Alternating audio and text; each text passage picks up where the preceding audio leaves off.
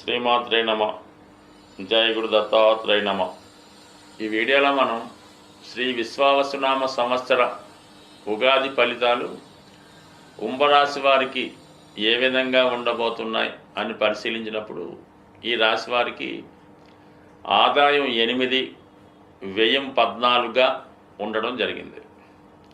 అంటే ఒక విధంగా వ్యయం ఎక్కువ ఉండడం వల్ల దాన్ని బట్టి వీళ్ళు ఈ సంవత్సరంలో ఏదో ఒక గొప్ప కార్యక్రమానికి ధనం ఖర్చు చేయబోతున్నారని చెప్తుంది. అది వివాహం కానీ, గృహ నిర్మాణం కానీ, పిల్లల చదువు కానీ, మరి కొంతమంది ఏంటంటే ఒక పుణ్య కార్యక్రమం లాంటిది చేస్తూ ఉంటారు. దేవాలయం నిర్మించడం కానీ, 10 మందికి ఉపయోగపడేలాగా ఏదన్నా ఒక మంచి కార్యక్రమం ప్రజల కొరకు కొంతమంది చేస్తూ ఉంటారు.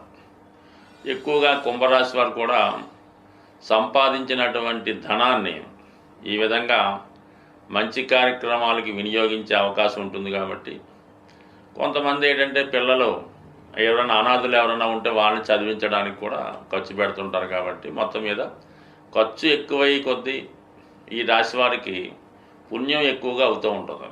ఆ కారణం వల్ల మొత్తం మీద మీరు ఏదైనా బృహత్తర కార్యక్రమాన్ని చేపట్టాలనుకుంటే అది మీ వారి కోసం కానీ, పై వారి కోసం కానీ అది ఈ సంవత్సరం మీకు అనుకూలించే అవకాశం ఉన్నది. అంటే ఇంకో విధంగా మనం ఆలోచించినప్పుడు వ్యయం ఎక్కువ ఉందంటే రుణం కూడా దొరుకుతుంది ఈజీగా. దాన్ని కూడా కొంతమంది సద్వినియోగం చేసుకోవచ్చు. ఆదాయం 8 పాయింట్ ఉంది, అంటే ఇంచుమించుగా ఆదాయం బాగానే ఉంది. అయితే ఖర్చు ఎక్కువ రావడం వల్ల కొంత డెఫిసిట్ పడే అవకాశం ఉంది. దాన్ని పుణ్యం రూపంలో రెక్టిఫై చేసుకోవచ్చు, అంటే లెవెల్ అయిపోద్ది అన్నమాట. ఇక రాజపూజ్యం 7, మంచి కార్యక్రమాలు చేస్తుంటే ఆటోమేటిక్గా గౌరవం వస్తుంది.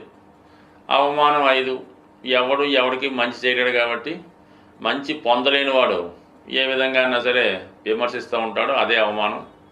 మొత్తం మీద ఈ రాశి వారికి కొంత అభివృద్ధి ప్రారంభమైందని చెప్పుకుందాం. అంటే తిరిగి మీ పూర్వ వైభవాన్ని పొందే విధంగా ఈ సంవత్సరం మీకు ఈ బడ్జెట్ కేటాయించడం జరిగింది. ఇక గోచార ఫలితాలు పరిశీలించినప్పుడు ముఖ్యంగా మరి శని, గురువు, రాహు, కేతువు కుంభరాశి వారికి రాస్యాధిపతిగా శనిగ్రహంతో పాటు రాహుగ్రహం కూడా ఉండడం జరుగుతుంది. ఈ రెండు కూడా ఒక విధంగా చెప్పాలంటే పాపగ్రహాలుగానే నిర్ణయించడం జరిగింది. అయితే వీళ్ళు కష్టపడి దాన్ని సాధించే ప్రయత్నంలో మరి ప్రస్తుతం ఈ రాస్యాధిపతి అయినటువంటి శని భగవానుడు మరి ఈ ఉగాది నుంచే ధనస్థానంలోకి మారడం జరిగింది. ధనస్థానం అన్నది ఏంటంటే మరి కుటుంబ స్థానం, ధనస్థానం. కాబట్టి ఒక 5 సంవత్సరాలుగా మీకు ఈ శని భగవానుడు అనేక రకాల పరీక్షలకి గురి చేయడం జరిగింది. మరి ఇప్పుడు మీకు కుటుంబ స్థానం మీదకి రావడం వల్ల ఈ కుటుంబాన్ని అలాగే మీ యొక్క ధన వ్యయాన్ని సెటరైట్ చేసే ప్రయత్నంలో కుటుంబ స్థానంలోకి వచ్చినటువంటి శని భగవానుడు కొన్ని కుటుంబ సభ్యులకు కూడా కొన్ని సమస్యల్ని సృష్టించడం జరుగుతూ ఉంటుంది. అంటే సాధారణంగా ఈ కుటుంబంలో వారికి మీరు సరైనటువంటి విద్య చెప్పించలేకపోవడం, సరైనటువంటి సౌకర్యాలు కల్పించలేకపోవడం, అలాగే కుటుంబంలో మీకు మీ యొక్క కుటుంబ సభ్యులు సరైనటువంటి నడవడిక లేకుండా, సరైనటువంటి సంపాదన లేకుండా మొత్తం అందరూ మీ మీదే ఆధారపడుతూ మిమ్మల్ని చాలా మనస్తాపానికి గురి చేసే విధంగా ఉంటుంది. మరి కొంతమంది ఏదో విధంగా వాళ్ళకి ఏదో ఆదాయం వస్తే వాళ్ళ కుటుంబాన్ని విడిచిపెట్టడం కూడా జరుగుతూ ఉంటుంది. మొత్తం మీద కుటుంబం మీకు సహకరించదు, కుటుంబం మొత్తం మీ మీద ఆధారపడి ఉంటుంది. అయితే ఈ సమయంలో మీకు కొంత కుటుంబానికి దూరంగా ఏదైనా ఒక ఉద్యోగ అవకాశం లాంటిది రావచ్చు. ఆ కారణం వల్ల ఏంటంటే మీరు కొంతవరకు ఈ కుటుంబ పరిస్థితి రీత్యా వేరే ప్రాంతానికి వెళ్ళి అక్కడ మీరు ఏదో ఒక విధి నిర్వహణలో పాల్గొని మీరు కష్టపడుతూ కొంత ధనాన్ని మీ కుటుంబానికి పంపడం జరుగుతూ ఉంటుంది. ఏదన్నా మొత్తం మీద కొంతవరకు ఈ కుటుంబపరమైనటువంటి సమస్యలు కుటుంబానికి దూరంగా ఉండడం, కుటుంబంలో ఒకరికి ఇబ్బంది వల్ల మీరు ఎక్కువ కష్టపడడం జరుగుతూ ఉంటుంది. బట్ ఏదైనా సహనంతో, ఓర్పుతో, జాగ్రత్తగా మీరు దాన్ని కాపాడుకోవాల్సి ఉంటుంది. అంటే శని భగవానుడికి కామన్గా కుంభరాశి ఫలితాలు చూస్తున్నప్పుడు శని మీకు రాశ్యాధిపతి అనుకుంటారు. కానీ శని యొక్క కారకత్వాలు పరిశీలించినప్పుడు శనికి అష్టమాధిపత్యం, వ్యయాధిపత్యం కూడా రావడం జరుగుతుంటుంది. శని ఏ భావంలో ఉన్నా అష్టమ భావ ఫలితాన్ని, వ్యయభావ ఫలితాన్ని ఇవ్వడం జరుగుతూ ఉంటుంది. దీనివల్లే మీరు కుటుంబానికి దూరంగా ఉండడం, కుటుంబం వల్ల మీరు అవమానపడడం, కుటుంబంలో కొన్ని అనూహ్య సంఘటనలు జరగడం ఈ సమయంలో జరిగే అవకాశం ఉంటుంది. కాబట్టి మీరు కంపల్సరిగా శని భగవాన్ని నిరంతరం ప్రార్థించవలసి ఉంటుంది, పూజించవలసి ఉంటుంది.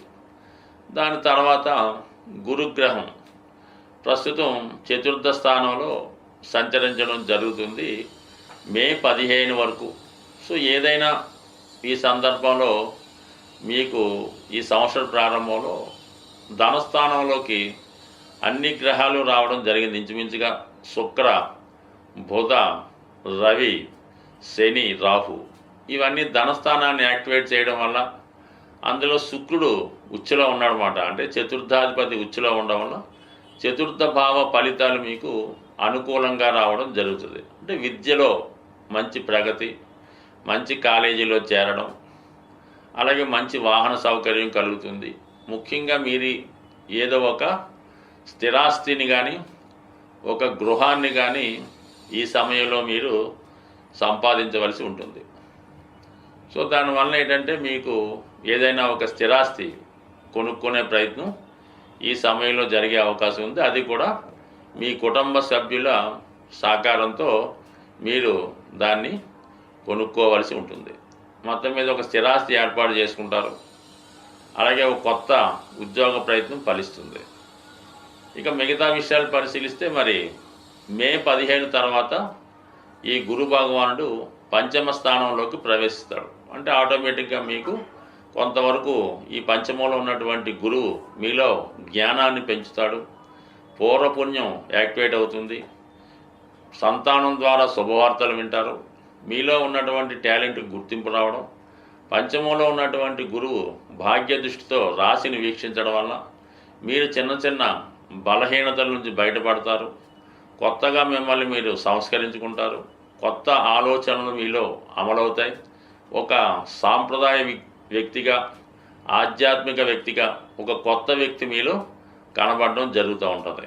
బట్ ఏదైనా మే 15 తర్వాత మీలో ఒక మంచి మార్పు రావడం జరుగుతుంటుంది. అంటే ఈ జన్మశని ప్రభావం వల్ల కొంత ఏదో ఒక బలహీనత, ఏదో ఒక ఇబ్బంది మీకు కనబడుతుంటుంది. ఈ గురువు యొక్క మార్పుతో వాటి నుంచి బయటపడి అటు ఆరోగ్యంగా, ఆనందంగా, ఉత్సాహంగా కనబడే ప్రయత్నం చేస్తారు. కొంత దైవ సంబంధించిన లక్షణాలు మీలో కనబడుతూ ఉంటాయి. ఇక రాహు, కేతువు ప్రస్తుతం రాహు ధనస్థానంలో ఉంటూ శనితో కలియడం వల్ల ఎక్కువ ఖర్చు మీ కుటుంబం మీద రావాల్సి ఉంటుంది. అది ఎక్కువగా ఏదో ఫంక్షన్స్, విందు వినోదాలు, ఏదో ఎంటర్టైన్మెంట్ కార్యక్రమాలు, బంధువులందరూ మీ కుటుంబానికి రావడం వల్ల, విదేశంలో ఉన్నటువంటి బంధువులు మీ కుటుంబంలో కలుసుకోవడం వల్ల చాలా సందడిగా, ఆనందంగా మే 10, 18 వరకు కూడా రాహు ధనస్థానంలో కొత్త కొత్త ఆలోచనలు, కొత్త కొత్త ప్రయత్నాలు జరుగుతుంటాయి. కొత్త సభ్యులు మీ కుటుంబంలో కలుసుకుంటారు, మీ బంధువర్గం పెరుగుతూ ఉంటుంది. మే 18 తర్వాత రాహు స్వక్షేత్రమైనటువంటి కుంభరాశిలో మీ రాశిలోకి ప్రవేశించడం వల్ల మీలో ఒక కొత్త వ్యక్తి కనబడడం జరుగుతూ ఉంటుంది. అప్పటిదాకా ఉన్నటువంటి మీ జీవన విధానం మారుతుంది. ఏదైనా ధైర్యంగా చేసే ప్రయత్నం చేస్తారు. చాలా ప్రయత్నాలు, చాలా పనులు చట్టానికి లోపడకుండా, చట్టాన్ని వ్యతిరేకించి మీ యొక్క స్టైల్లో ముందుకు వెళ్ళడం జరుగుతూ ఉంటుంది. ఏదేదైనా ప్రతి విషయాన్ని మీకు అనుకూలంగా మార్చుకొని దాన్ని క్యాష్ చేసుకునే ప్రయత్నం చేస్తూ ఉంటారు. ప్రతి వాడిని విమర్శిస్తూ ఉంటారు. అలాగే మంచి వాళ్ళని దూరం చేసుకొని చెడ్డవాళ్ళని మీ మిత్రులుగా మారే అవకాశం ఉంటుంది. కాబట్టి కొంతవరకు దాన్ని మీరు పరిశీలించవలసి ఉంటుంది. బట్ అది అప్పటికది రైట్ అనిపిస్తూ ఉంటుంది. దాని తర్వాత ఆటోమేటిక్గా కేతువు సప్తమ స్థానంలోకి రావడం వల్ల కొన్ని అనుకోని వింత వ్యక్తులు మీకు పరిచయం అవుతారు. వారి యొక్క సాహసంతో కొన్ని కొత్త ప్రయత్నాలు చేయడం జరుగుతుంటుంది. ఒక విధంగా ఒక గొప్ప మార్పు మీ యొక్క పరిచయాల్లోనూ మీ సర్కిల్లోనూ జరుగుతుంది. అయితే వివాహ జీవితంలో కొన్ని అనుకోని ఇబ్బందులు అవాంతరాలు వచ్చే అవకాశం ఉంది. ముఖ్యంగా వివాహ ప్రయత్నాలు లాంటివి వాయిదా పడే అవకాశం ఉంటుంది. స్వస్తి.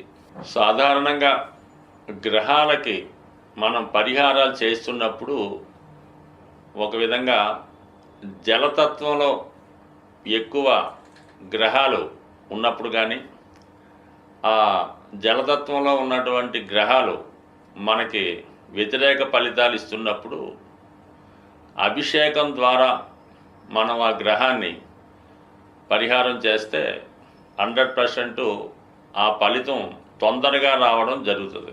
ఇప్పుడు మనకి ఈ మీనరాశిలో 6 గ్రహాలు ఉండగా ఈ సంవత్సరం ప్రారంభమైంది కాబట్టి అందులో మిత్రగ్రహాలు ఒకటే ఉంటే పర్వాలేదు, శత్రుగ్రహాలు కూడా ఉండడం వల్ల అంటే శుక్రుడికి రవికి వ్యతిరేకత, శనికి రవికి వ్యతిరేకత, ఈ విధంగా ఒక రాశిలో ఈ పాపగ్రహాలు చేరినప్పుడు ఆ భావం యొక్క ఫలితాన్ని సంపూర్ణంగా నాశనం చేయడం జరుగుతూ ఉంటుంది.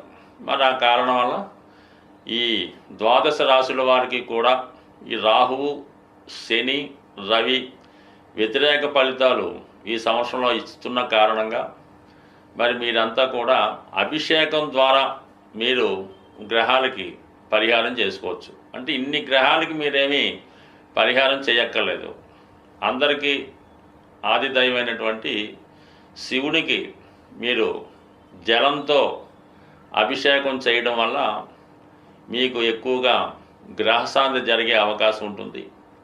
అలాగే మీరు ఏదైనా ఒక పుణ్య నది స్నానం ద్వారా ఖచ్చితంగా ఈ గ్రహాల యొక్క ఫలితాల నుంచి అంటే పాప ఫలితాల నుంచి బయటపడే అవకాశం ఉంది. కాబట్టి మరి విధి విధానంగా అన్ని రాశుల వారికి సులభంగా మీరు పరిహారం పొందాలంటే ఒకటేంటంటే శివుడికి మాస శివరాత్రి రోజు అభిషేకం చేసుకోవడం, అవకాశం ఉన్నప్పుడు పుణ్యనది స్నానం చేయడం ద్వారా మీరు పునీతులయ్యే అవకాశం ఉంది. అలాగే మనకి ఏదైనా అగ్నితత్వ రాశిలో ఉన్నటువంటి గ్రహం ఇబ్బంది పెడుతుంటే మరి హోమం చేసుకోవడం ద్వారా ఆ గ్రహం యొక్క మంచి ఫలితాన్ని పొందవచ్చు. అంటే ప్రస్తుతం ఈ ప్రారంభంలో పెద్దగా అగ్నితత్వ రాశుల్లో గ్రహాలు లేవు కాబట్టి ఏదైనా మీకు ఇదొక అగ్ని ద్వారా పరిహారం అంటే హోమం చేసుకోవడం. అయితే భూతత్వ రాశులైనటువంటి వృషభం మకరం కన్య రాశుల్లో పాపగ్రహాలు ఉన్నప్పుడు వాటి పరిహారం నిమిత్తం మీరు మరి దైవానికి ప్రసాదాలు పెట్టడం ద్వారా పరిహారం పొందొచ్చు. ఒక విధంగా అన్నదానం ద్వారా మీరు ఆ గ్రహాల యొక్క అంటే ఆ రాశి యాక్టివేట్ అయితే ఆటోమేటిక్గా అందులో ఉన్నటువంటి గ్రహం మంచి ఫలితం ఇస్తుంది. కాబట్టి మరి కేతుగ్రహ అనుగ్రహం కోసం అన్న సంతర్పణ ద్వారా అన్నదానం ద్వారా ఫలితాన్ని పొందొచ్చు. వాయుతత్వంలో ఎక్కువ గ్రహాలు ఉన్నప్పుడు పాపగ్రహాలు ఉన్నప్పుడు జపం ద్వారా అంటే మీకు మీరే చేసుకునే ఏదో ఒక మంత్రం చేసుకోవడం ద్వారా మరి వాయుతత్వంలో ఉన్నటువంటి గ్రహాలు మీకు మంచి ఫలితాన్ని ఇవ్వడం జరుగుతూ ఉంటుంది. బట్ ఏదైనా మరి ఈ సంవత్సరంలో ఈ జలతత్వంలో ఉన్నటువంటి రాహువు శని మొదలగు పాపగ్రహాల శుభ ఫలితం పొందాలంటే ఖచ్చితంగా మీరు అభిషేకాల ద్వారా అమ్మవారికి చేయించుకోవచ్చు, అయ్యవారికి చేయించుకోవచ్చు. లేదంటే మీకు మీరు కూడా ఏదైనా ఒక పవిత్ర నదిలో స్నానం చేయడం వల్ల ఖచ్చితంగా పునీతులై ఆ గ్రహాల ప్రభావం నుంచి బయటపడే అవకాశం ఉంటుంది. స్వస్తి.